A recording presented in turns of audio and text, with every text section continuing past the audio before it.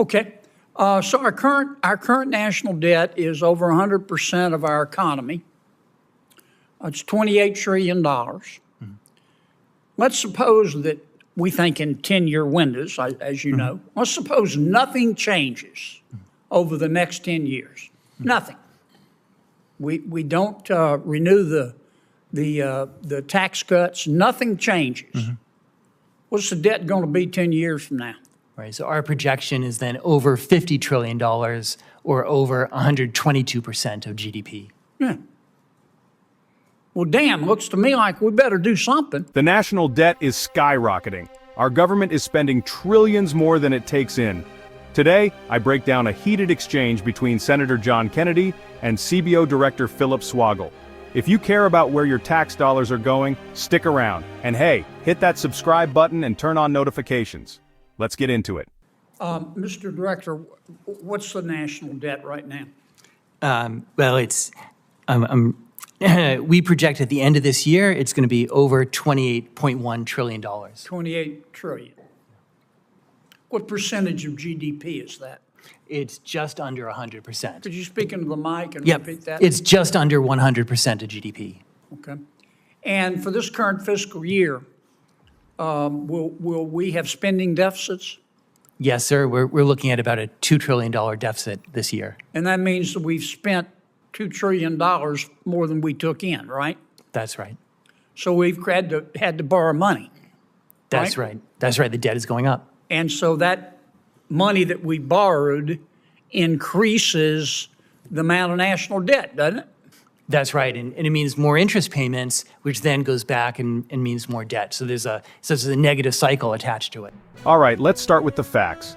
Our national debt is $28 trillion, equal to the entire U.S. economy. That's 100% of our GDP, and it's only getting worse.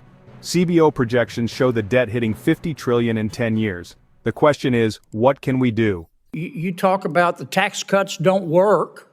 I don't know how you know that, because the pandemic skewed all economic results. But we better do something, huh? Do you think we can sustain the spending? No, the risks are mounting with higher interest payments and higher debt. And that's, as you said, that's why action must be taken. So what should we do?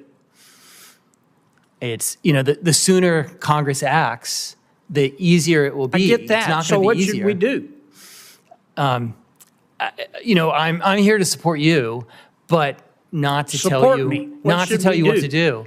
I mean, reduce the deficit. You have choices. You can look at mandatory spending. On the spending side is the driver. You have healthcare costs and Social Security. On the revenue side. Well, let me stop you for a second. Yeah, everybody always says that mandatory spending is driving the cost, but.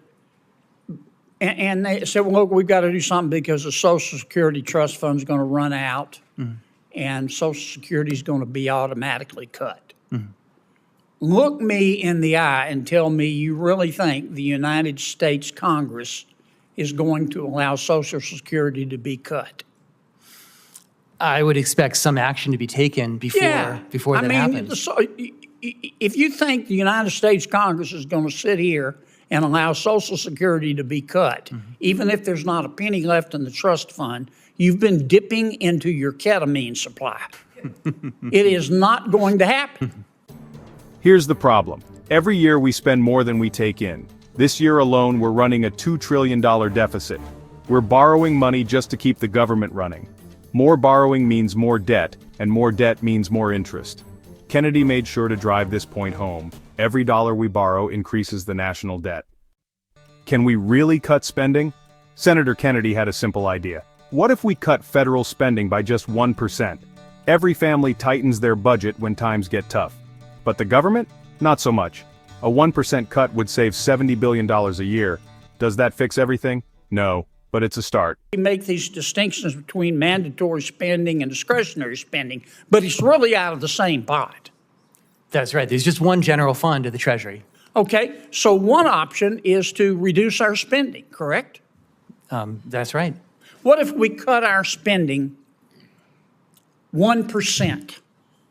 1%. What if we turned to every single department head in the federal government and said, next year you're going to cut your spending 1%. Not 5%, not 4%, 1%. Something families who are living under Bidenomics, which is defined as paying more to live worse, something families have to do every day. What would be the impact of a 1% cut by every budget officer? Yeah. So outlays next year are going to be just under $7 trillion. So 1% of that is $70 billion. What we did 2%? What would be the impact? Yep, there'd be $140 billion. The reality of long-term fixes. Here's the hard truth. Even with spending cuts, we'd still be in deep debt. Stabilizing the debt at 100% of GDP needs $5 trillion in cuts over 10 years.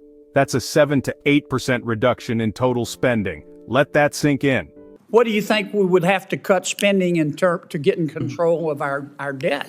Yeah. So if you just wanted to stabilize the debt, make it so that the debt's at 100%, Yes. it goes up not by too much. Yeah. You'd have to cut and do it on the spending side. You're talking about $5 trillion over 10 years. What percentage is that?